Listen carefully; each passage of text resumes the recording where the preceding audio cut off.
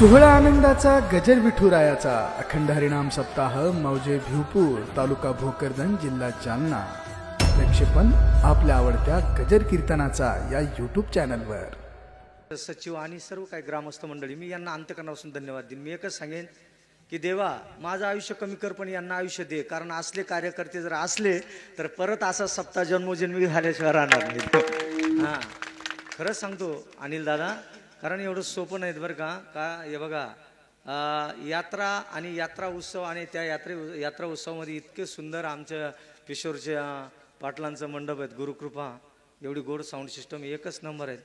हां, आता हे लावून दिलं महापुढं, त्याच्यामुळं काय बोलावं कळालं. हा ना, हे आमच्या मागं लय लागेल त्याच्यामुळे ना. हा ना, पण या सप्ताहामध्ये आज 4थ्या दिवसाचं कीर्तन ज्यांनी मला दिलं असेल, जाधव पाटील, मला ते इथं आल्यावर भेटले. मी इथपर्यंत व्यवस्थित दादाराव जाधव कोण आहेत, हां तुम्ही आत्तापर्यंत फोन करत होते.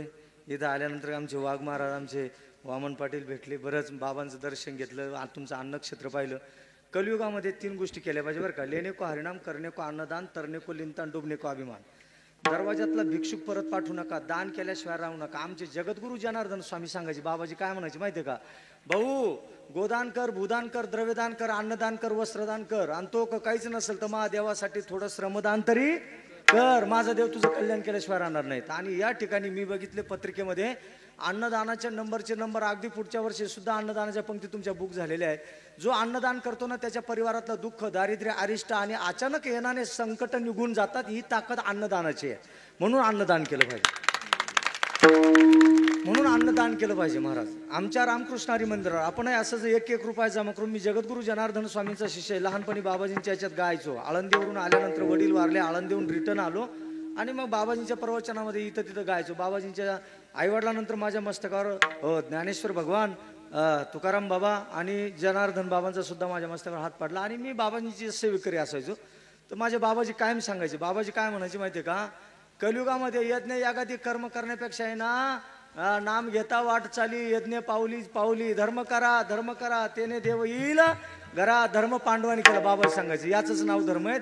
आणि एवढा मोठा धर्म सोहळा आज तुमच्या या प्रयत्नाने घडतो. या परिसरातले ग्रामस्थ, माझ्या माता भगिनी, युवा मित्र, तरुण बांधव, भीष्म पितामहासारखे वयोवृद्ध मंडळी, टाळकरी, माळकरी, वारकरी आणि सर्वांच्या संयुक्त विद्यमाने अतिशय सुंदर हा दैदिप्यमान नाम यज्ञ सोहळा या मृत्यूलोकामध्ये, या मातीमध्ये घडतोय. या मातीचंही कदाचित पूर्वजन्माचं पुण्य फळाला आलं. या मातीमध्ये समाधी संजीवन समाधी आहेत. महाराज, तुमचा मराठवाडा आलेला आणि विदर्भ परमार्थाच्या बाबतीत मग मी अनिल महाराजांना म्हणलं, मराठवाडा आणि विदर्भ, मी विदर्भामध्ये म्हणजे पार कर्नाटक बॉर्डरपर्यंत गेलेलो आहे बरं का. हां, कर्नाटक बॉर्डरपर्यंत गेलेलो आहे. खूप फिरलो. परंतु तुमच्या मराठवाड्यामध्ये असं का, बरं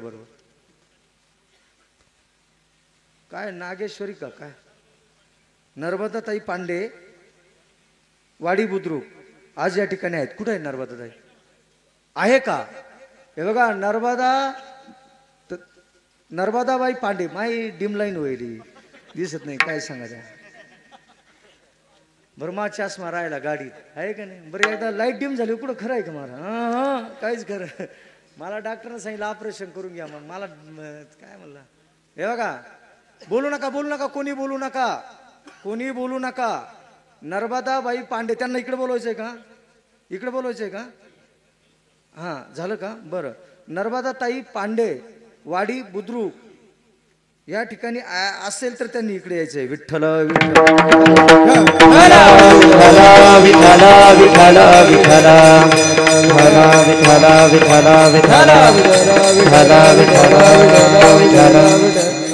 आता ऐकताना ध्यान देऊन ऐका. मी तुम्हाला सर्वांना सादर प्रणाम करतो. फक्त एक आज आत्मानंद बाबांच्या दरबारात मी एकच सांगेन, मी फार मोठा साधक आहे असं मी म्हणणार नाही. ज्ञानवंत कोपाचा उपासक आहे, जातीवंत वारकऱ्याचा पुत्र म्हणून मी एकच सांगेन, जीवनामध्ये जर मी काही पुण्य केलं असेल ना, त्यातलं काही पुण्य माझ्या आत्मानंद बाबांच्या चरणावर समर्पित करून तुम्हा सर्वांना त्या बदल्यात आत्मानंद बाबांकडे एकच मागतो की आत्मानंद बाबा या सर्वांना उदंड आयुष्य दे, निरोगी शरीर दे आणि यांना धन मान बलाची प्राप्ती देऊन जन्मोजन्मी ही तुझी सेवा त्यांच्याकडून घडू दे, एवढं मागणं मागतो. या ठिकाणी अखिल आमच्या महाराष्ट्रात गाजलेले एक नामवंत कीर्तनकार, अगदी बाल्य अवस्थेमध्ये म्हणजे अतिशय माझे आवडते कीर्तनकार अनिलजी महाराज तुपे, त्यांची संत कथा इथं चालू आहे.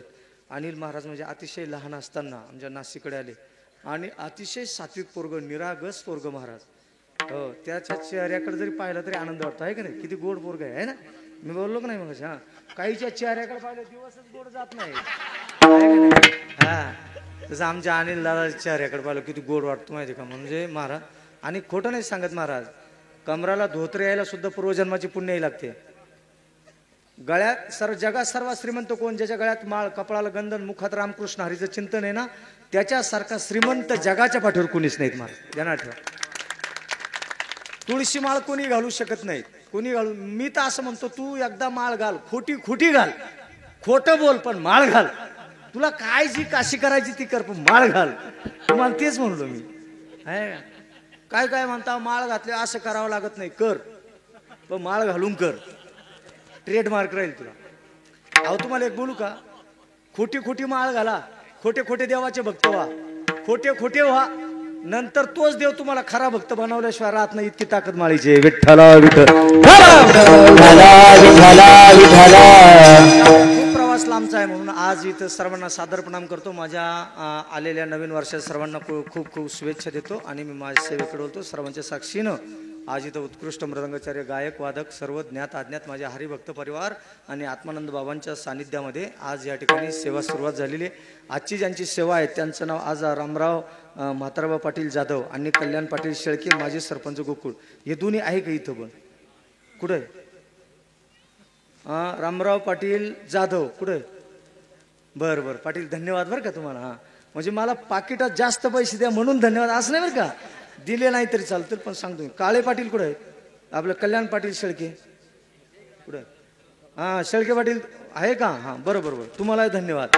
का धन्यवाद? तर मी ना सध्या आता अलीकडे आहेत ना नाशिक जिल्ह्यामध्ये मी गोरक्षाचं काम केलं. तुम्हाला कोणाला माहिती असेल नसेल.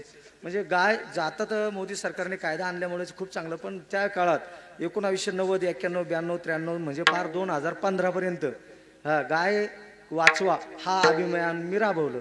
आणि एक कीर्तनाचे पैसे तिकडेच घालवायचो मी. कोणाला म्हणजे त्याच्यात नाशिक जिल्ह्यात ग्रुप तयार केले, गावागावात गोरक्षा समिती स्थापन केली. त्याच्यानंतर मग राम मंदिराचा मुद्दा हाती घेतला. आता राम मंदिरासाठी लढलो. त्या काळात तिथं आम्ही सुद्धा होतो. बालयोगी महाराज उतुरकर होते. आमच्या येवला तालुक्यातनं जवळ 400-500 आम्ही नेले होते. कधी कारसेवक म्हणून. आणि आज त्या राम मंदिराला त्या राम मंदिराचा पुनर्जन्म करण्याचं ठरवलेलं आहे. आणि अयोध्येमध्ये राम मंदिर बांधकामाला सुरुवात झालेली आहे. तर मी तुम्हाला इथं बसलेल्या प्रत्येक माझ्या भावाला, बहिणीला एक विनंती करतो. हे बघा, कोरोना काळात किती पैशावाले मेले आणि अगदी बेवारस जाळले, बेवारस. काही सोबत येत नाहीत. फक्त एक राम मंदिर चालू आहे. राम मंदिराला तुम्ही 10 लाख रुपये द्या किंवा 5 लाख रुपये द्या असं नाही. 1 रुपया जमा करा, 1 रुपया. पण राम मंदिराला, अयोध्येला ते पोचवा. आणि ते मी हाती घेतलेलं आहे. तर त्या राम मंदिरासाठी पहिलं आता मी असं ठरवलेलं आहे, मला जे काय तुम्ही पैसे देणार ना, याच्यातला डिझेल जाता 60% वाटा मी राम मंदिराला द्यायचं आहे.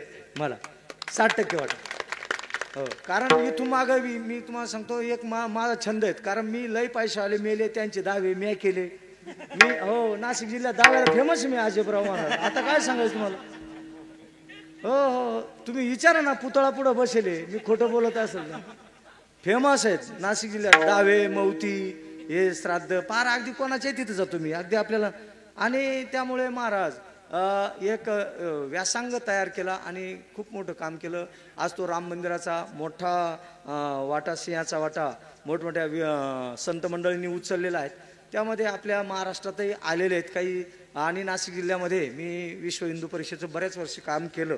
तर त्या माध्यमातून आता श्रीराम समिती मंडळ येवला, त्या निमित्ताने आम्ही एकत्र येऊन परत जेवढे काही पैसे जमतील ते राम मंदिराला द्यायचे. काही देणारे कमी असतात, हसणारे जास्त असतात. हसणाऱ्याकडे लक्ष देऊ नका. पण ह्या कमिटीला एकच सांगेन का थोडा पैसे जमा करायचे आणि जिथं काय तुमची फुलंब्री किंवा सिल्लोड किंवा भोकरदन तालुक्यातली जी राम मंदिर समिती असेल त्या समितीकडे ते पैसे तुम्ही सुपूर्त करा. थोडे तरी एखादी वीट आपली रामाच्या मंदिराला लागली पाहिजे. तुमची एक वीट जर रामाच्या देवळाला लागली ना, माझा राम तुमचा सगट बंगला बांधल्याशिवाय राहणार नाही. एवढी ताकद आहे इटीत आहेत महाराज. विठ्ठल विठ्ठल. परत या बघा, आनंद वाटला चला माझ्या सेवेकडे वळतो. सर्वांच्या साक्षीने सेवा पुष्य कुंपण्यासाठी आपण सुरुवात केलेली. सेवा पुष्य कुंपण्यासाठी निवडलेला अभंग महावैष्णव ज्ञानांचे शिरोमणी ज्ञानेश्वर भगवान यांचा पुढचा वारसा चालवणारा महासंत शांतीब्रह्म एकनाथ महाराज यांचा 4 चरणाचा अभंग आहे. आणि हा अभंग तसं जर पाहिला ना तर हा काही लोक मागणीपर वापरतात, काही लोक उपदेशपर मागतात. पण हा अभंग कसा माहिती का, हा संयुक्त भाषण येतं या अभंगातनं, देवाचा आणि नाथांचं. नाथ महाराजांच्या घरी भगवंत पाहुणे आले. हो, अभंगातलं थोडंसं स्वारस्य लक्षात घ्या म्हणजे तुमच्या लक्षात येईल. अभंग तसा अवघड आहे. हो, अभंग अवघड. नाथांची भाषा बोलण्यासाठी सोपी पण कळण्यासाठी फार अवघड आहे. हो, नाथांच्या घरची उलटीच खून, पाण्याला मोठी. आता पाण्याला कधी ताण लागेल का हो?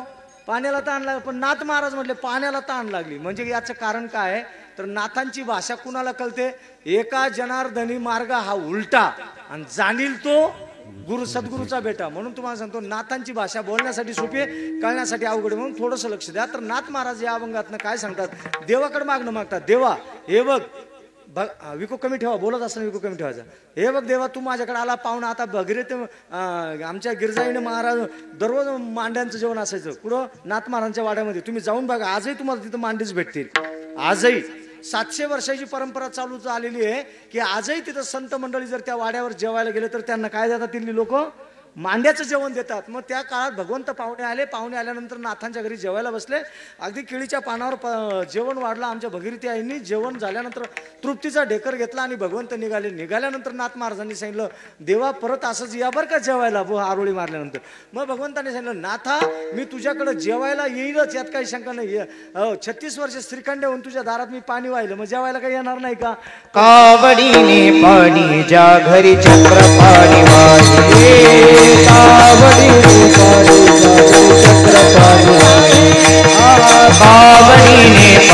ज्या घरी चक्र पाणी वाहिले, कावडीने पाणी ज्या घरी चक्र पाणी वाहिले. अनन्य भक्ती भावे निळा वंदिताचे पाये,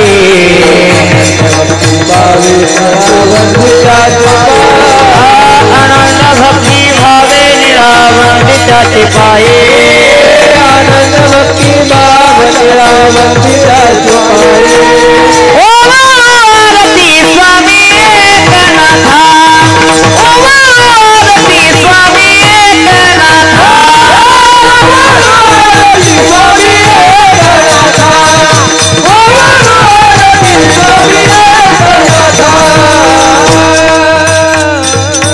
कार्य केलं पण तू पगार काहीच घेतला नाही. तू घेतला नाही, तुकाराम महाराजांनी घेतला नाही, नामदेव महाराजांनी घेतला नाही. काहीतरी घेऊन टाक बाबा तुझं. त्यावेळी भगवंताला सांगितलं नाथांनी, भगवंत तेरा दिया हो सब कुछ है मेरे पास, कुछ नहीं चाहिए प्रभू, कुछ नाही, काहीच लागत नाही मला, फक्त देऊ पाहतो ना तर द्यायचं असेल तर. पहिलं हे बघ, आता नाथ महाराजांनी देवाला सांगितलं, देवा मी ब्राह्मण आहे. मी कोण आहे? ब्राह्मण. आता ब्राह्मण म्हणजे काय हा सर्वात महत्वाचा मुद्दा आहे. आता ब्राह्मण या शब्दाचा अर्थ फार दुराग्रह काढलेला आहे काही लोकांनी बरं का. ब्राह्मण म्हणजे काय तर ब्राह्मण जात नाही, हा मुद्दा पहिला समजावून घ्या. 18 पगार जातीमध्ये ब्राह्मण ही जात मोडत नाही. ब्राह्मण ही जात नाही, ब्राह्मण हा वर्ण आहे. ब्राह्मण काय आहे? वर्ण आहे. तुपेजी महाराज, आपल्या धर्मात 4 वर्ण आहे, नीट लक्षात घ्या. आपल्या धर्मात 4 वर्ण आहे, त्यापैकी पहिला क्षुद्र, दुसरा क्षत्रिय, तिसरा वैश्य आणि चौथा ब्राह्मण. ब्राह्मण हा वर्ण आहे, चौथा वर्ण आहे. हो, आपल्या धर्मात नीट सांगतो परत आहे का, आपल्या धर्मात 4 वर्ण आहे, त्यापैकी पहिला क्षुद्र. 18 पगार जातीत जो मोडतो तो क्षुद्र. पहिला क्षुद्र, दुसरा क्षत्रिय जो धर्मासाठी लढतो त्याला क्षत्रिय म्हणतात. हो, तिसरा वैश्य जो व्यापार करतो त्याला वैश्य म्हणतात. आणि जो वेदाचं तत्व, वेदाची रुचा आपल्या मुखात न गातो त्याला ब्राह्मण म्हणतात. ध्यानात ठेवा, हे 4 वर्ण आहे. मग 4 वर्णातलं एक वर्ण म्हणजे नाथ महाराज आहेत. नाथ महाराजांनी सांगितलं, देवा मी ब्राह्मण आहेत, तुला ओळखण्याचं पूर्ण ज्ञान माझ्याकडे आहे. फक्त ज्ञानाची परिभाषा कळण्यासाठी साधकाला 2 गोष्टी गरजेच्या आहेत. ऐकताना ध्यान देऊन ऐका. ज्ञानाची परिभाषा कळण्यासाठी साधकाला 2 गोष्टी गरजेच्या आहेत, कळणं गरजेचे आहेत. आणि त्यातली पहिली गोष्ट आहे भक्ती आणि दुसरी गोष्ट आहे प्रेम.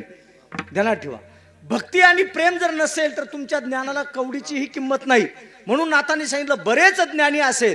ज्ञान, तुम्हाला एक सांगतो, ज्ञान जर तुम्हाला प्राप्त झालं, हो, आणि ज्ञान प्राप्त झाल्यानंतर जर अहंकाराची प्राप्ती झाली तर ते ज्ञान तुमच्यासाठी विष आहे.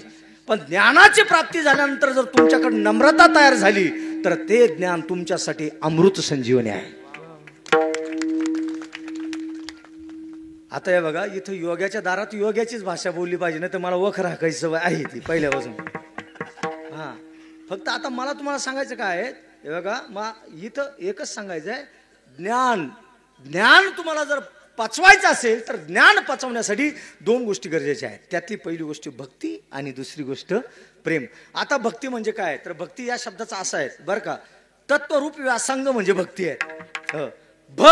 भ म्हणजे एकरूपता आणि त म्हणजे मिलनता. आलं, भगवंताशी एकरूप होऊन मिलन, हो, भगवंताशी एकरूप होणं म्हणजे भक्ती आहे. भक्ती करण्यासाठी हो बाह्यांग तत्व लक्षण म्हणजे गळ्यात माळ, कपाळाला गंध, हो, पेहराव वारकरी असावा, हे भक्तीचं प्रमुख बाह्य लक्षण आहे. हो, बाह्य प्रमुख लक्षणाशिवाय आंतरलक्षण तयार होत नाही, म्हणून बाह्य प्रमुख लक्षणाला फार महत्व आहे. ध्यानात ठेवा. मी काय म्हणतो, पोलीस आहे पण ड्रेसवर नसेल तर त्याला कोणी घाबरत नाही.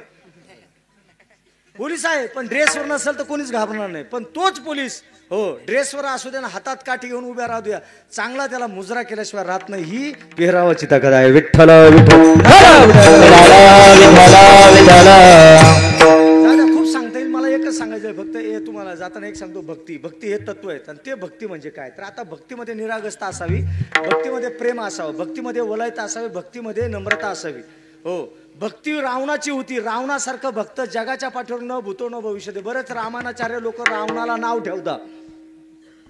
रावण मूर्ख होता, रावण नालायक होता, रावण नीच होता, असं रामायणात मला उल्लेख तुम्ही दाखवा आणि माझ्याकडून 5,000 रुपये बक्षीस मिळवा. अहो महाराज, रावण हा पूर्वजन्माचा भानुप्रताप राजा होता. ब्राह्मणाच्या शापामुळे त्याला राक्षसत्व प्राप्त झालं होतं. हो, आणि तो देवाचा एकनिष्ठ भक्त होता. ध्यानात ठेवा. फक्त रावणाने भूमिका केली. राम आणि रावण एकाच नाण्याच्या 2 बाजू आहेत, त्यांची रास सुद्धा एकच आहेत. आणि राम रावण हे 2 पात्र करणारा हो ब्रह्मतत्व महाराज ताकद सुद्धा ती एक आहे. मला एक सांगायचं आहे, रावण अशी ताकद होती का रावणाने 33 कोटी देवबंदी शाळेत टाकले. हो, ज्ञान इतकं ज्ञान झालं की त्या ज्ञानाची परिभाषण महाराज हो स्वर्ग मृत्यू पाताळ तिन्हींचं एकीकरण करून महाराज रावणाच्या शक्तीला सुद्धा कोणी सामोरं गेलं नाही. ती ताकद त्या रावणाने त्याच्या साधनेच्या जोरावर केली. असा तो रावण, असा तो भक्त. फक्त त्याच्या ज्ञानामुळे त्याला अहंकार तयार झाला. तर अहंकार तयार झाल्यामुळे पूर्ण लंकेचा विनाश झाला. हो, म्हणून तुम्हाला सांगतो, भक्ती कशासाठी असावी, अहंकार तयार करण्यासाठी भक्ती नसावी, तर नम्रता, आपल्या जीवनामध्ये नम्रता तयार करण्यासाठी भक्ती असावी. म्हणून नाथांनी पहिला देवाला सांगितलं, मला हे बघ, तुला ओळखण्याचं ज्ञान पूर्ण आहे, पण ज्ञानाची परिभाषा कळण्यासाठी मला भक्तीची गरज आहे. मग मला पहिली भक्ती दे. आता भक्ती का दे, तर भक्तीची ताकद सांगतो महाराज. जगद्गुरु तुकाराम महाराज सदैव वैकुंठाला गेले. कशाचा परिणाम, बोलत राहा. जगद्गुरु तुकाराम महाराज वैकुंठाला गेले. दादा पाटील, कशाचा परिणाम, भक्तीचा परिणाम. बरोबर आहे का नाही. आता चला त्याच्याही पुढे जाऊन सांगतो महाराज.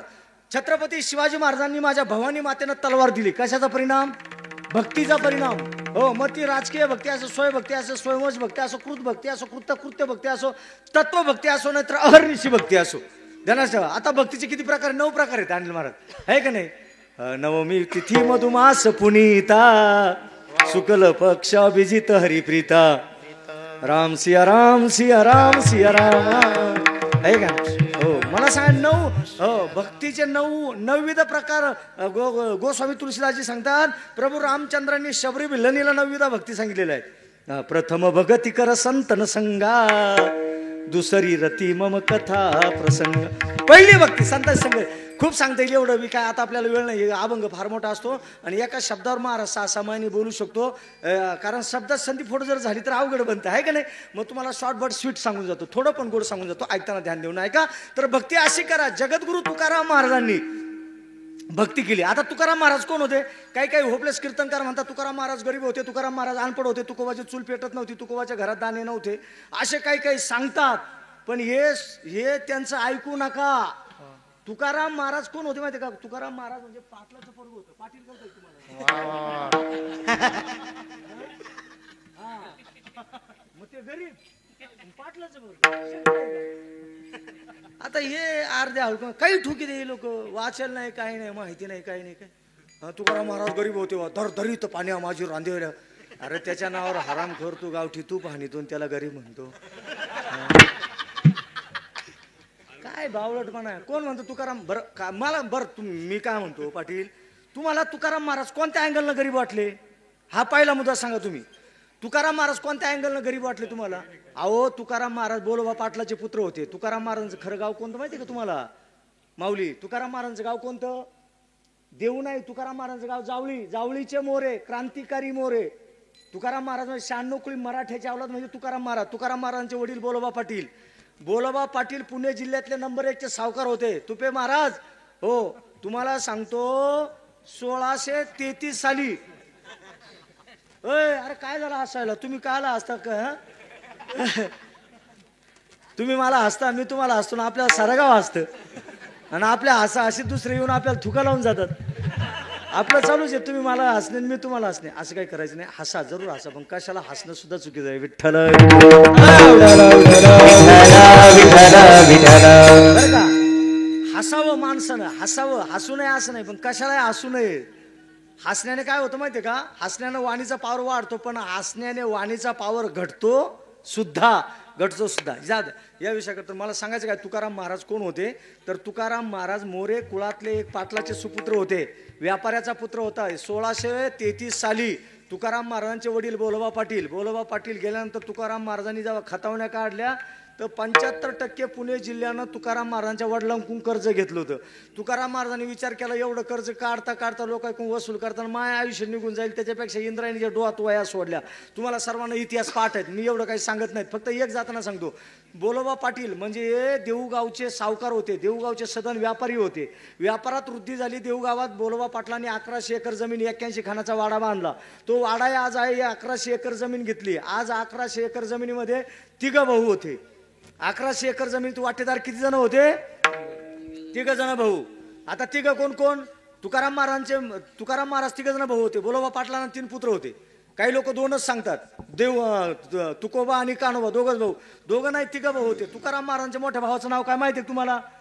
तुकाराम महाराजांचे मोठे भाऊ सावजी पाटील. हो, तुकाराम महाराजांचे मोठे भाऊ सावजी पाटील. 2 नंबर तुकाराम पाटील, 3 नंबर कानोबा पाटील, हे 3 पाटील. सावजी पाटलाचं लग्न झालं, चाकणच्या मामाची मुलगी केली. चाकणचे त्यांचे मामा होते पहिले म्हणजे आपलं बोलोबा पाटलांची सासूरवाडी चाकण होती. हा ना. आता मी म्हणतो मग काय ध्यानात ठेवा आहे का नाही? बरं परतीचा प्रवास चालू झाला महाराज. आपलं ना मेमरी पॉवर घटला. आता बोलोबा पाटलांची सासूरवाडी चाकण होती. चाकणच्या मामाची पोरगी सावजी पाटलाला केली. सावजी पाटलाचं लग्न झालं. लग्न झाल्यानंतर बायको हिव तापाने वारली. बायको वारल्यानंतर सावजी पाटलांनी संन्यास घेतला, निघून गेलेत. परत ते देऊला आले नाही. खाली राहिले 2 पाटील, तुकाराम पाटील, कानोबा पाटील. 2 पाटलायला देऊ गावात 1100 एकर जमीन 81 खानाचा वाडा होता. भाऊ थांब, किती? तुकाराम पाटील आणि कानोबा पाटलाला किती? 1100. दोघा भावाला 1100 एकर जमीन होती. हो, 1100 एकर जमीन होती. 2 भाऊ विभक्त निघाले. कानोबारांनी सांगितलं तुका दादा एवढ्या जमिनीचा भार मला सहन होत नाही दादा, तुझ्या पाया पडतो, तुझं तुला घेन, माझं मला दे. तुकाराम महाराजांनी सांगितलं अरे काना काय बोलतोस, तुझं काय आणि माझं काय? अरे मला इस्टेट प्यारी नाही, मला माझा भाऊ प्यारा आहे. काना मी तुला कोण वाटून देणार? तुला एक सांगत, तुला जर तुका दादाचं ऐकायचं असेल ना तर जेवढी जमीन तुला घ्यायची तेवढी घे आणि बाकी तुक्याच्या नावची सोडून दे. वाटण्या कशा झाल्या पा आपल्या गुण ठेवून मारा मारे. वाटण्या कशा झाल्या? तुकाराम महाराजांनी सांगितलं काना तुला जेवढी घ्यायची तेवढी घे, उरेल तुक्याच्या नावची सोडून दे.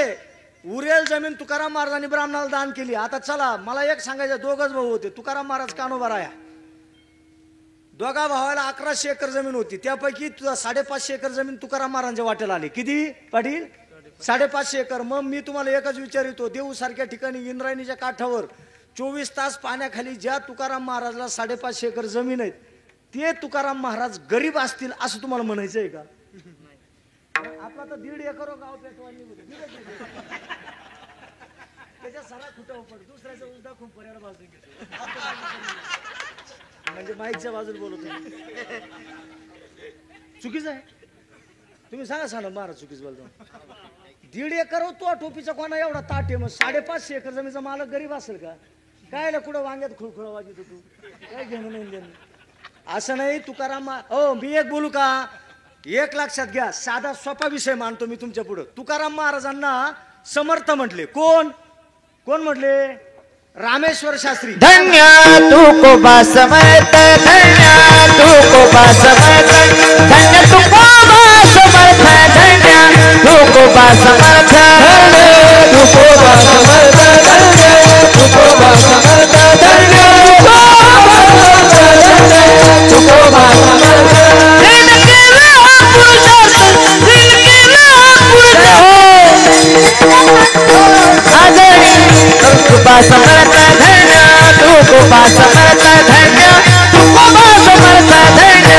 तुकोबा समर्थ माझ्या भावांनो, माझ्या दादाओ, माझ्या वारकऱ्यांनो, मी तुम्हाला एकच सांगतो, तुकाराम महाराजांना समर्थ साधू समर्थ पुरुष तुका विष्णू नव्हे तुझा असं म्हणणारा रामेश्वर शास्त्री हा तुकाराम महाराजांचा सोयरा नव्हता. तो तुकाराम महाराजांचा विरोधक होता. की तुकाराम महाराजा बरं रामेश्वर शास्त्री कुठले होते माहितीये का? कुठले होते माहितीये? ते तुमचे तुम्ही पाहायचं, आम्हाला काही घेणं देणं नाही. ते असं तुम्ही म्हणा. रामेश्वर शास्त्री वाघुलीचे होते. वाघुली आळंदीच्या पूर्वेला वाघुली गाव आहेत. वाघुलीचे रामेश्वर शास्त्री त्या भटानं म्हणजे त्या मंबाजी बुवाने देऊला नेलं. दिवसा 12ला टेंबे पेटवले. तुकाराम महाराजांच्या घरावर दरोडा काढला. बरं आपले लोक असे कान भरवले होय ना, आपल्याला होती नाही हो.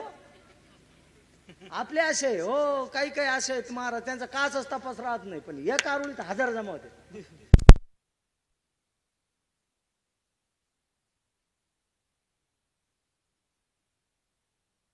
दरोडा टाकायला आलते. ऐका बरं का, म्हणजे टाकला नाही पण आले होते.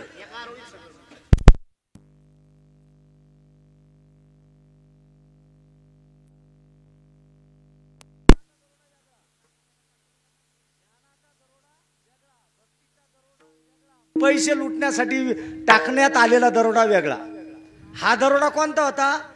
अहो बरं तुम्हाला एक सांगू का, ज्यांनी तुकाराम महाराजांना विरोध केला, भक्ती या शब्दावर बोलतो तुम्ही नीट ऐका, अभंग फार मोठा आहे आणि त्याचं तत्वविश्लेषण पूर्णपणे मला तुमच्या पुढे पटवून द्यायचं, तेव्हा मला तुमचे सेफ निघायचे. मला सांगायचं काय की सर्वात महत्वाचा मुद्दा, तुकाराम महाराजांना त्रास देणारे कोण होते? रामेश्वर शास्त्री वाघुलीचे आणि मंबाजी व देऊचे. हे दोन ठग. म्हणजे हे देवाचे भक्त नव्हते का? देवाचे भक्त होते. तुम्हाला एक सांग, बरं विद्वान नव्हते का? अति विद्वान होते. पण एवढी विद्वत्ता त्यांनी वाईट कामासाठी वापरली, चांगल्या कामासाठी वापरली नाही. हे पहिलं प्रमुख लक्षण. देव एकट्यात तुकोबालाच प्रसन्न झाला असं नाही, देव मंबाजीबुवांना सुद्धा प्रसन्न होता. कारण तुकाराम महाराजांचे कीर्तन ऐकायला मंबाजीबुवा समोर बसायचे. मरेपर्यंत मंबाजीबुवांनी तुकाराम महाराजांचे कीर्तन ऐकले. म्हणजे तुकाराम महाराजांचे कीर्तन ऐकत नव्हते असं नाही, पण तुकाराम महाराजांनी कीर्तनामध्ये किती सुंदर पद्धतीने अगदी प्रमाण देऊन मांडू द्या तरी नाव, हे बघा, नाव ठेवणं हा विरोधकाचा गुणधर्मच असतो. तसे ते विरोधक होते. तुम्हाला एक सांगू का, काहींना किती पटवून द्या ते नावच ठेवतात. आणि ज्यांना नावच ठेवायचं आहे ना, त्यांच्या पुढे मी म्हणतो व्यर्थ आपली वाचा शिनू नये, कधीच सांगायचं नाही. आता या विषयाकडे मला सांगायचं काय, तर तुकाराम महाराजांना त्या काळात रामेश्वर शास्त्रींनी पूर्ण परीक्षा घेतली. बरं रामेश्वर शास्त्री, अहो आपली लोक तुकोबाचे नाही झाले, त्यांचे झाले. त्यांचं ऐकलं, त्यांचं अनिल महाराज त्यांचं ऐकलं, तुकोबाच्या कमरात लात घातली. हो हे येडे आहे ना. बरं नुसती लात घातली ना असं नाही, गाढवावर बसून मिरवलं. बरं नुसतं गाढवावर बसून नाही मिरवलं, गावाच्या बाहेर काढलं. आणि मग गावाच्या बाहेर काढल्यानंतर पांडुरंगाला हात घातली माझ्या तुकोबरांनी. ए देवा कोपला पाटील, आता काय करू कोपला पाटील, गावीचे ते लोक, पाटील कोपला, गावचे लोक कोपले. देवा अरे ज्यांना मी माझं म्हणतो त्यांनी मला घराच्या बाहेर काढलं, गावाच्या बाहेर काढलं. किती त्रास हो, किती त्रास द्यावा, याला काही लिमिट आहे ना. 2.5 वर्ष सुदुंबऱ्याला राहिले तुकाराम महाराज एका तेलीबाबा सोबत. त्या तेलीबाबाचं काय नाव माहिती तुम्हाला? संताजी महाराज. अहो दादा, अशा साधूंना त्रास दिला. कशामुळे? तर फक्त ज्ञान प्राप्तीमुळे अहंकार झाला, त्याच्यामुळे भक्तीपासून तो दुरावला. पहिलं भक्ती करणाऱ्याला माझं चॅलेंज आहे, बेटा तुला थोडं ज्ञान झाल्यानंतर अहंकार, नवल अहंकाराची गुटी विशेष न लग्यात ध्यानात ठेव. अहंकार नावाचा सर्प जर तुला झोंबला ना, तर तो अहंकार नावाचा सर्प तुला भगवंतापासून दूर नेल्याशिवाय राहणार नाही. म्हणून महाराज ध्यानात ठेवा. आणि भक्तीचं पहिलं तर तुकाराम महाराजांनी एकच सांगितलं, मेलो तरी चालेल, देह जाओ अथवा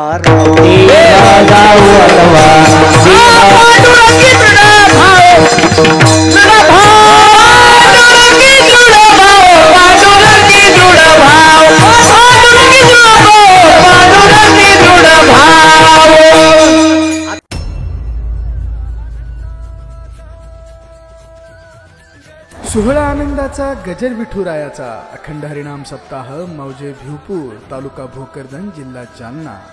प्रक्षेपण आपल्या आवडत्या गजर कीर्तनाचा या यूट्यूब चॅनलवर.